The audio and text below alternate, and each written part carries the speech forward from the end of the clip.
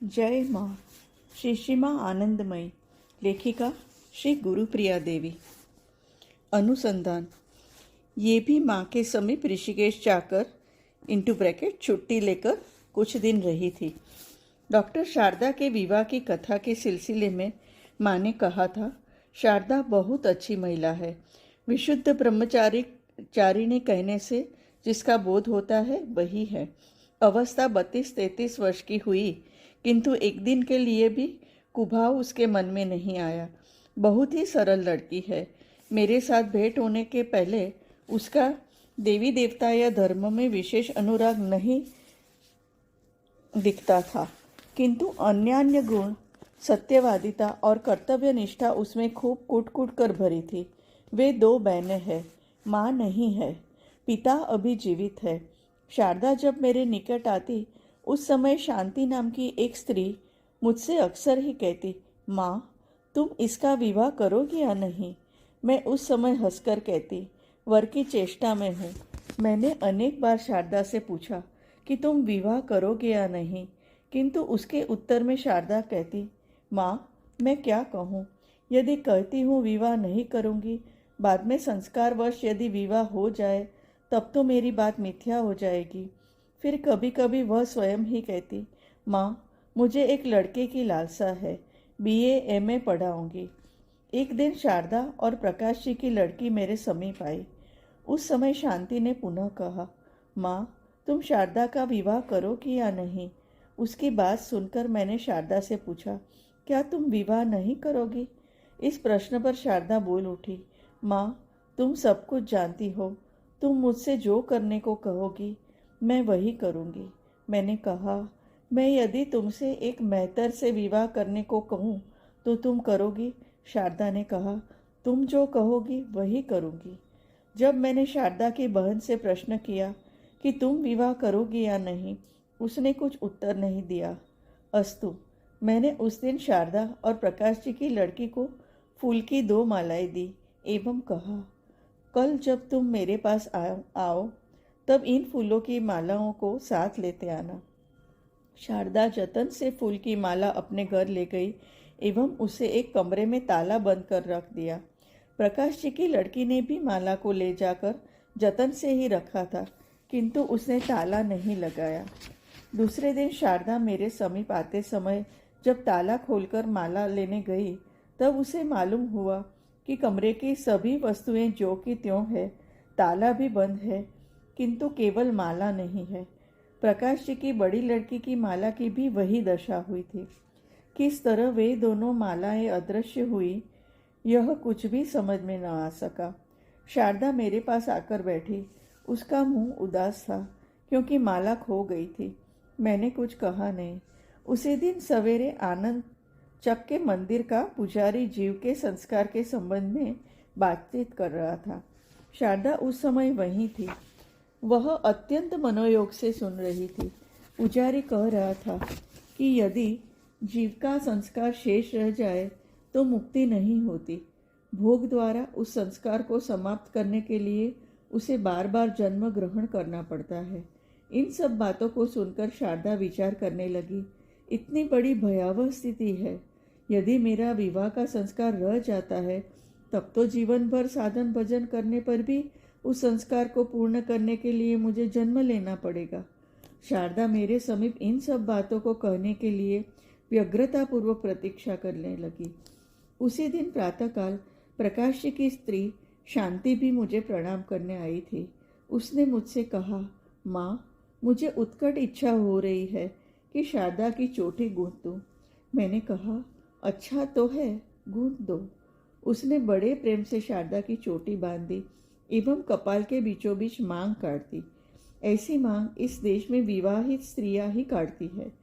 इतने में प्रकाश जी की माँ एक फूल की माला लेकर आ पहुंची। कभी भी वे उस समय मेरे पास नहीं आती थी। इस तरह विवाह का संपूर्ण आयोजन होने लगा। जरा दिन चढ़ने पर, जबकि सब लोग चले गए, शारदा ने मुझे एकांत में पाकर कहा, माँ पुजारी जी कह रहे थे कि जीव का संस्कार भोग हुए बिना मुक्ति नहीं होती। यदि मैं जीवन भर साधन भजन करूं तो भी मेरा विवाह संस्कार यदि शेष रह जाए तो मुझे केवल उक्त संस्कार को पूर्ण करने के लिए जन्म ग्रहण करना पड़ेगा या नहीं? मैंने कहा, वह तो करना ही पड़ेगा। यह सुनकर शारदा को बड़ा दुख हुआ।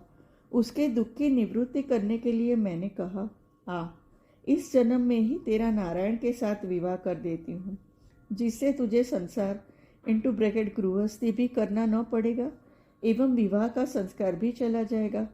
उसके बाद माँ ने क्या किया यह माँ किसी के सामने प्रकट नहीं करती, शारदा और माँ ही जानती है। शारदा को नारायण के साथ विवाह करने के बाद माँ ने शारदा से कहा, पहले जाकर शांति को प्रणाम कर आ, क्योंकि इस विवाह में वही प्रथम निमित्त हुई थी।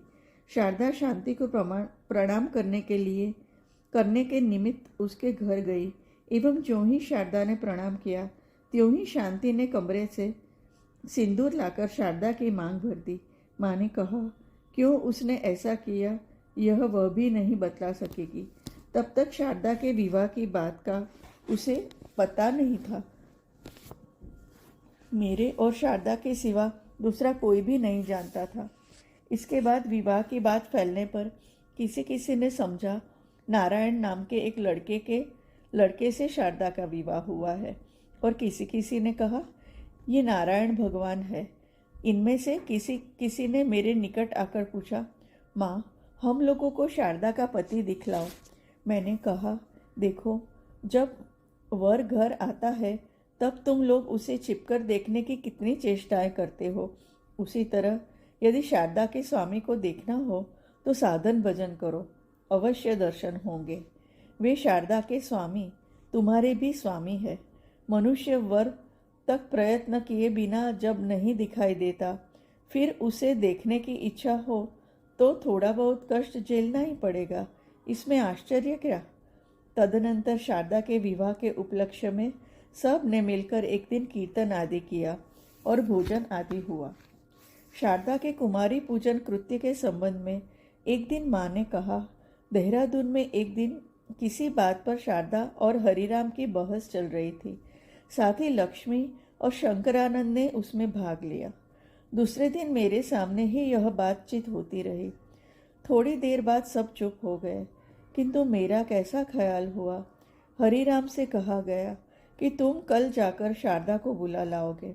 दो जनों के बीच बहस करते करते जरा मन मुटाव हो गया था, इसलिए हरिराम से कहा गया कि तुम ही जाकर शारदा को बुला लाओ।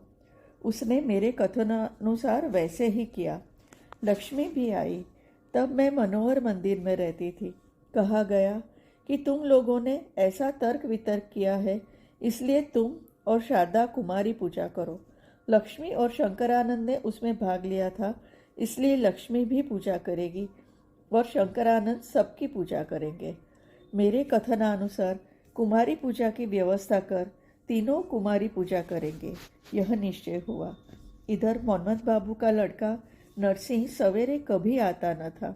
वह भी उस दिन पूजा देखने आएगा या नहीं, यूँ पूछने पर कहा गया कि इच्छा हो तो आ जाए। दूसरे दिन तीनों व्यक्ति पूजा करने बैठे। मेरे मन में कैसा विचार आया कि शारदा कृष्ण भावापन्ना है और कराई जा रही है कुमारी पूजा। अस्तु, इतना ही भाव रहा। उसके बाद पूजा समाप्त होने पर मैंने लक्ष्मी से कहा, देवी की पूजा करने पर तो लोक में वरदान मिलता है। तुम भी इस लड़की को पा गए। मैं तुम्हारी लड़की हूँ। यह कहकर छोटे बच्चे की तरह उसकी गोद में जाकर सो गई। उसके बाद नरसिंह के वहाँ आ पहुँचते ही मैंने उसका हाथ पकड़कर शारदा की गोद के समीप बैठा कर कहा, यह ले अपना MA पास लड़का। शारदा ने एक बार कहा था, यदि मेरा लड़का हो तो मैं उसे MA पास कराऊंगी। इस तरह की इसकी इच्छा थी। मेरी उसी समय स्मृति जागी। इधर इन सब कुमारियों का फोटो लेने की उन लोगों की इच्छा हुई। फोटो खींचा गया। जिस समय शारदा और उसकी कुमारी के बीच में फोटो लेने के लिए मुझे बैठाया गया, उस समय मेरा एक अस्वाभाविक भाव जागा। शारदा कृष्ण भावापन्न है, कुमारी पूजा कराई जा रही है। एक यह भाव, दूसरे में बच्चे की तरह लक्ष्मी की गोद में सोई थी, वह शिशु भाव भी भीतर खेल रहा था। तीसरे नरसिंह पुत्र बनाकर दिया गया था, उसके बचपन का चेहरा भी भीतर खेल रहा था। इन तीनों भावों की क्रीड़ा भीतर चल रही थी। इसी अवस्था में मेरे शरीर की दाहिनी तरफ से न जाने कैसा एक भाव हुआ, एक छोटा बच्चा। वाह, एक भाव के साथ ही साथ शरीर के अंदर मानो एक बिजली चमक गई। इनटू ब्रैकेट, माँ इस वृत्तांत का जब भी वर्णन करती, एक बच्चा वाह, तभी माँ के सारे शरीर में न जाने कैसा एक अपूर्व भाव का उद्गम होता, मानो सारे शरीर में इस भाव को बतलाना चाहती। भाषा द्वारा माँ के उस प्रकार के भाव को मैं व्यक्त न कर सकूंगी। मेरे शरीर में एक अस्वाभाविक परिवर्तन हुआ। मैंने उसी भाव में कुमारी का स्पर्श किया। तदनंतर ठीक होकर फोटो खींचने के लिए बैठ गए, किंतु उस समय अस्वाभाविक भाव को संभालने से पहले ही फोटो उतारा गया। दूसरे दिन फोटोग्राफर ने कहला भेजा कि यह फोटो खराब हो गया है। मैंने कहा, जैसा उतारा हो वैसा ही लाने को कहो। फोटो आया। पहले तो कोई कुछ समझ न सका, पीछे धीरे धीरे साफ दिख पड़ा कि कुमारी मूर्ति को ढककर एक बालक की मूर्ति उतरी है। माँ की इस फोटो को देखते ही प्रतीत हो जाता है कि कृष्ण भावापन्न शारदा को कुमारी पूजा कराई है, ऐसा सोच रही थी। इसलिए कुमारी को ढककर बालक इनटू ब्रैकेट शिशु की मूर्ति खड़ी हुई।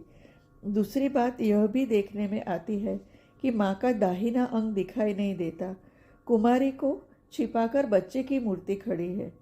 माँ का दाहिना अंग ही कुमारी की ओर हिला था, अतएव माँ का दाहिना अंग दिखाई नहीं देता। माँ का जो एक अस्वाभाविक भाव हुआ था वह थोड़ा बहुत उस समय भी विद्यमान था। यह बात फोटो में माँ की हंसी देखकर ही ज्ञात हो जाती है। भावावस्था में अपने शरीर से मूर्ति को प्रकट होना कैसी आश्चर्यजनक घटना है। माँ ने इस घटना का वर्णन करते करते यह भी कहा कि किसी दूसरी जगह से यह मूर्ति आई हो सो बात नहीं है,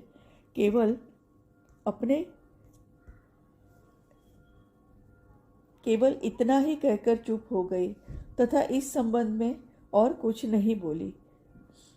इसके पश्चात माँ ने कहा, इस घटना के दूसरे ही दिन लड़की को ज्वर आ गया। मुझे उसी समय प्रतीत हुआ कि एक अस्वाभाविक घटना के कारण ही लड़की को ज्वर आया है। ज्वर बहुत तेज था, किंतु मेरा ख्याल हुआ कि कुछ होगा नहीं।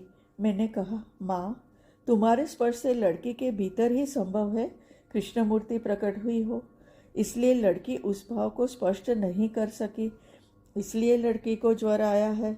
मैंने कहा, इस बात का उसके आत्मीय लोग भी अनुमान न कर सके। अस्तु, फोटो की बात भी कोई तनिक भी न जान सका।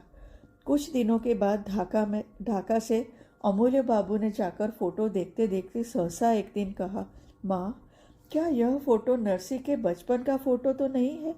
माँ मुस्कुराकर बोली, आज तक यह बात और किसी ने नहीं कही। यह कहकर माँ हंसने लगी।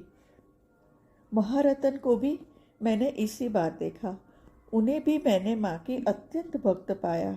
माँ यदि कहीं भी जाती तो ये रोना आरंभ कर देती। माँ ने शारदा को लक्ष्मी रानी की सहेली बना दिया। प्रकाश बाबू की माँ कौशल्या माँ इनटू ब्रैकेट वृद्धा आकर तरह तरह से माँ को प्यार करने लगी, खिलाने लगी। माँ के देहरादून पहुँचते ही सबने माँ को माला पहनाई, चंदन लगाया तथा कपूर आदि से माँ की आरती उतारी। मनमत बाबू के लड़के नरसी को भी मैंने इसी बार पहल देखा। नरसी को भी मैंने माँ का अत्यंत भक्त देखा। वह एमए पास कर नौकरी की खोज कर रहा था, सदा ही माँ के समीप आता था। माँ ने उसे शारदा का धर्मपुत्र बना दिया था।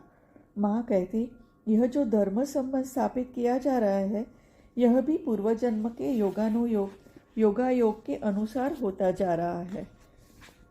देहरादून में श्री माँ और भोलानाथ जी, आनंद चक में भोलानाथ जी का यज्ञ।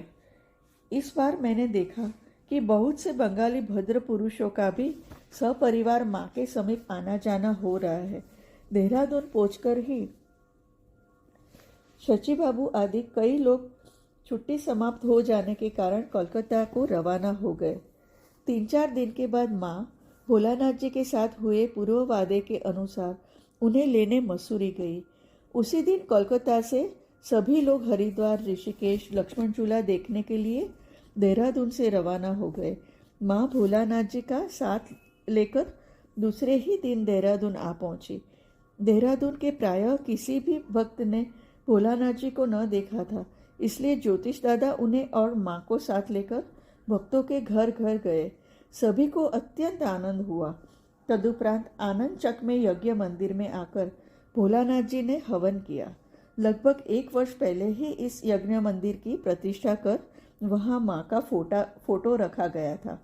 सभी भक्तजन आ जा रहे थे। कोई कोई भक्त माँ की नियमित रूप से पूजा कर रहे थे। पहले माँ की इस प्रकार की पूजा करते करते ही वे विचित्र ढंग से समाधिस्थ हो पड़ती। अब वे कुछ भी नहीं बोलती, चुपचाप लेटी अथवा बैठी रहती है। जय माँ।